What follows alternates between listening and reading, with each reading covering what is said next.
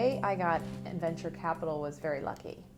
I had a professor at the University of Virginia who had Richard Tadler at TA Associates as one of his students. And Richard had called my professor, Neil Snyder, and said, who in your class would make a good venture capitalist? And Neil Snyder said, me.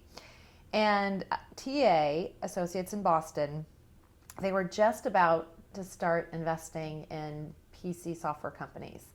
And they had traditionally invested in mainframe computing software companies as well as mid-range, but they didn't really have a practice in PC since it was just becoming new. The PC was becoming a business tool.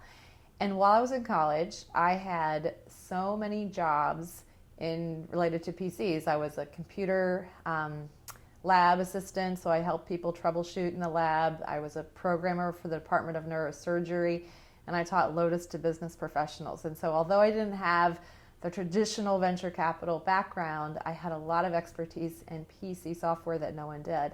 And so TA Associates hired me at the age of 22 years old as an investment analyst.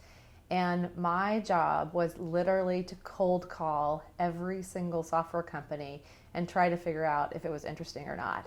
And when I got to TA, probably the third or fourth day, I realized I had the best job of anyone who had graduated from UVA that year. And I just couldn't believe it that I got to talk to entrepreneurs all day long, and I got to talk on the phone all day long, and it was just fun and fascinating. So that was my entry into the venture industry, and I've stayed in it ever since, over 30 years.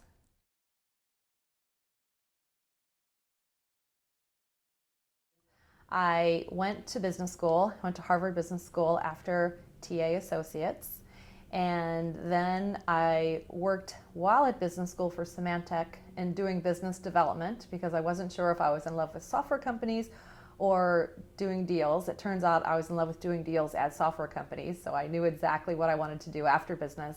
And then Menlo Ventures hired me in 1994, and I was there for 22 years.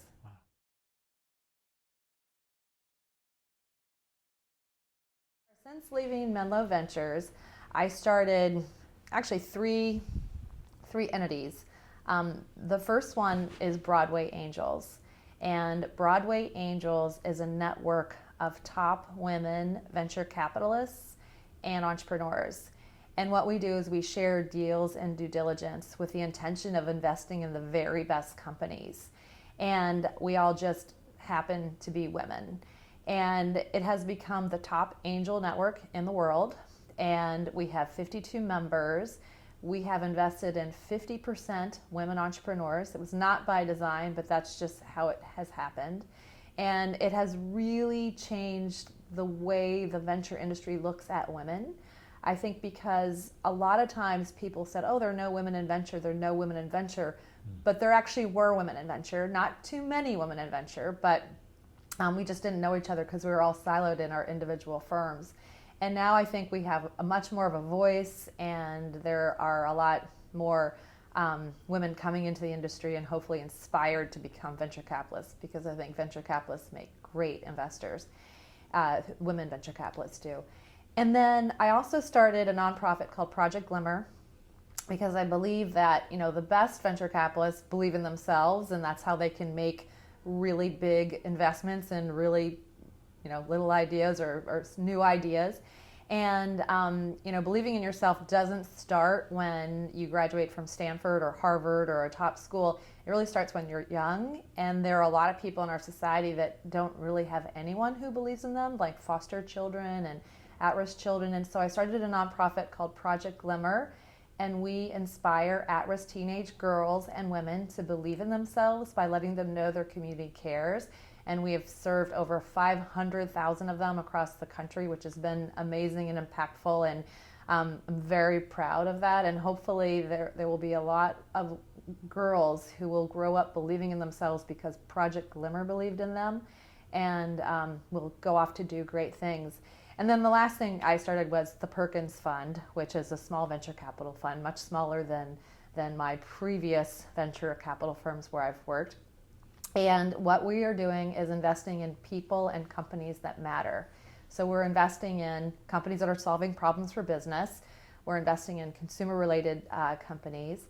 And we're not investing in things that don't move society forward. We would never invest in Juul. We would never invest in a vaping company. We would never invest in anything designed to addict children. Trying to have some social responsibility without being a social fund. And the wonderful thing about the Perkins Fund is we have phenomenal deal flow because we see everything, because we have a network of 52 women who are top in their field through Broadway Angels that share deals and due diligence. And so it's turned out to be a phenomenal fund. We got early Bitcoin investments. We invested in the Real, which just went public. We've got 128 technology, which I think is going to change the world with networking. And the one thing that we're really proud of is that 1/3 of all the entrepreneurs that we have invested in were investments that I had invested in the past in prior companies and prior firms. And I kind of view that as a venture capital report card. If you can get the entrepreneurs to want you as an investor in the next fund or the next deal, I think it just thrills me for that.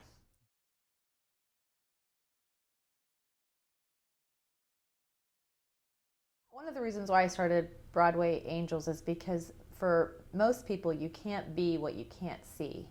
And there just weren't a lot of positive women role models that were just out there, right? And so I think we now have a lot of positive women role models, women who have told their stories, put their stories out there, but have also done incredible deals and have had really good performance. And so I think that's really helpful. And I remember once my neighbor said, I would never want my daughter to be a venture capitalist. And she thought it was because it was like the wolves of Wall Street type behavior. And I said, no, are you kidding me? It's a great job. And so having more women advocates for the job is very helpful. I think the progress is slow. I mean, when I was at TA Associates, the industry average was 10% women. That number went down as low as 6%. I think it's around 8%. And so I think we need a lot more progress. We've seen, the